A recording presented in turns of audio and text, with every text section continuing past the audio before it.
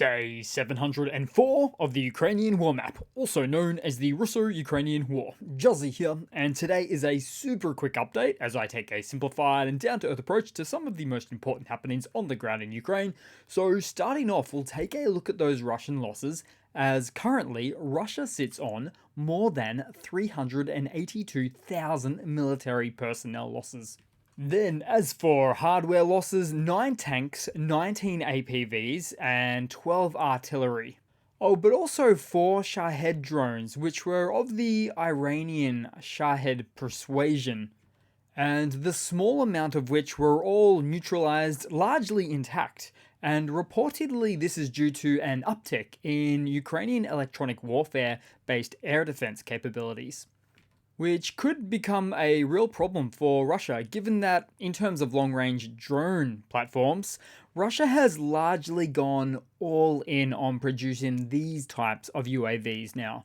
Then we'll head back across to the map today, and we'll start out in the Donbass again, as units of a Ukrainian mechanized brigade repelled a Russian mechanized attack in the Avdiivka direction of Vesele, so up the top, the north there, where a Russian BMP-1 infantry fighting vehicle hit a mine, after which the crew of the following armored carriers and 2 T-80 BV tanks pretty much abandoned ship, that then proceeded to be cleaned up by Ukrainian drone operators, which has been a common outcome for Russian units, as we've seen, that, well, as soon as things go south, they abandon ship, likely due to a combination of forced assaults and undertrained personnel. In fact, we're seeing a lot of new footage very recently showing the veritable Russian armored vehicle graveyard that more and more exists within the grey zone, but also, as noted by AFU forces in the region, somewhat behind enemy lines as well. In fact, as a bit of a figures update on this front, open source intelligence currently states Russia has lost no less than 574 vehicles in Avdiivka alone since they commenced their offensive operations in the region in about October-November time, of which 317 of those are armored fighting vehicles and 182 of them are tanks. So absolutely staggering figures. Then zooming out a bit, because somewhere in the east there was another Russian TOS-1A flamethrower that we rarely see these days because of their extreme vulnerability on the battlefield. And that one of which we saw completely rendered combat ineffective after an FPV flight in its direction. Then in the east we saw some more abandoned Russian armoured vehicles cleaned up too, so such as this T-72 and 2 armoured personnel carriers. Then we saw a Russian tank of unconfirmed type destroyed in the southern direction. Then we also saw 2 Russian Grad launchers, these are the multiple rocket launchers, gone as well. But to top that off in the east, we then also saw a Russian Strela 10 short-range air defense system destroyed. This one, in fact, taken out by 2 FPV drones, where the combat effectiveness of the first certainly seemed to make this second effort redundant, as the AFU like to send these in pairs usually to ensure that the job has been completed. So it's getting difficult to keep up with the Russian hardware losses in the field, as we more and more see Soviet stockpiles becoming depleted due to these types of combat engagements in the field. And I do mean Soviet, as everything I just mentioned above was built in Soviet times, meaning they're finite resources and the time is ticking. But it's not just tanks and IFVs. Take, for example, the armed forces of Ukraine in Kherson showed a massive explosion of a Russian ammo dump near Krinky. So zoom right in there. Here we go. With the AFU stating on this one, "Worms will have no ammo to shoot tonight." Which is just as well, as there has been some early reports of expansion of Ukrainian bridgeheads along the south of the river, right here, which is a real embarrassing thorn in the Russian army's side, no doubt. Then I'll quickly head across to some news for today. A bit of a headache, so a bit of a shorter video today. So in something of an interesting Ukrainian hardware news update. So we see some AGVs or autonomous ground vehicles like this one that traveled a distance of 4 kilometers as part of a successful operation to blow up a bridge. But not to be outdone, we see another example of this in a slightly different form.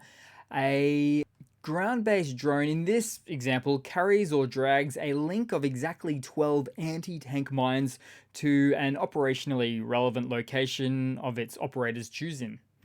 And so this is something that these ground-based platforms have over their flying counterparts. The ability to carry a much bigger punch at the cost of a lower range, at least for now. Also, by their very nature, they're a little less susceptible to electronic warfare attacks due to their stealthier, low profiles. Then, as for a bit of a twist of a Ukrainian news hardware update, a different one here. So this time we get an update from the other side, as a Russian soldier in the field is interviewed about some of the latest Ukrainian advancements in the field, including that of a queen bee drone that spits out a flock of about 10 smaller FPV drones from underneath it. So the queen bee drone, they say, has a small detection range, sitting at much higher altitudes, and releases its swarm of drones, which then descends onto Russian positions. And I've previously shown you this footage here from about 8 weeks ago of a Ukrainian queen bee drone, maybe a Baba Yaga drone, in its testing phase. Now, it's not the best footage, this one, from the tests, but you get the idea. So this is yet another example of the armed forces of Ukraine being at the cutting edge of drone technology and integration into the military's makeup. And it's budding Ukrainian developments like these and other such instances like AI integration into AFU drone sorties, which is something that terrifies me like almost nothing else in this war. I wouldn't want to be that guy. So as for a super quick video, so a quick funny to round it all off with today, guys. So it's in this funny, it's one of Russia's latest inclusions in the field, which is a M46 cannon that they busted out of Soviet storage, where the the M6 stands for production year, as these were produced from 1946 to 1950. Now, apart from being thereabouts 80 years old, these towed artillery pieces, perhaps the biggest challenge of taking these out from storage is the fact that they run a very rare Soviet 130mm caliber artillery shell, which really speaks to their vintage.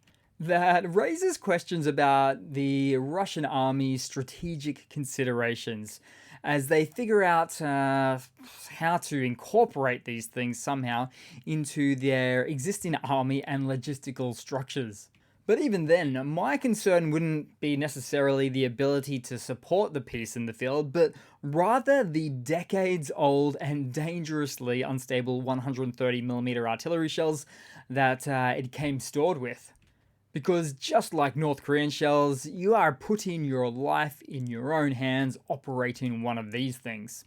But let's not beat around the bush, shall we not? Because Russia, in an act of desperation, is fielding pretty much anything they can get their hands on these days, as they once again keep scraping the bottom of the barrel to keep feeding their war any way that they can.